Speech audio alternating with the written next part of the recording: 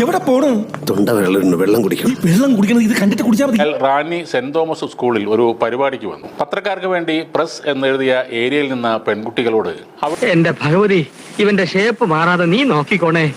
ഏരിയയിൽ നിന്ന പെൺകുട്ടികളോട് അവിടെ നിൽക്കുന്ന നിങ്ങളെ ആരെങ്കിലും പ്രസ് ചെയ്യണം എന്ന് ആഗ്രഹമുള്ളത് കൊണ്ടാണോ?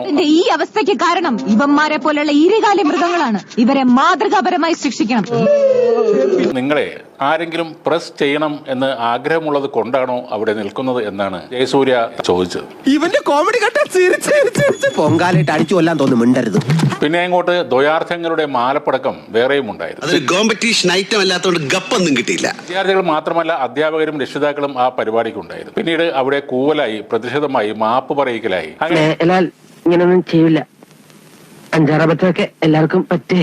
ആ പ്രോഗ്രാം അലമ്പായി. അത് ജയസൂര്യയുടെ കൾച്ചറില്ലായ്മയുടെ ബഹിർസ്ഫുരണം തന്നെയായിരുന്നു.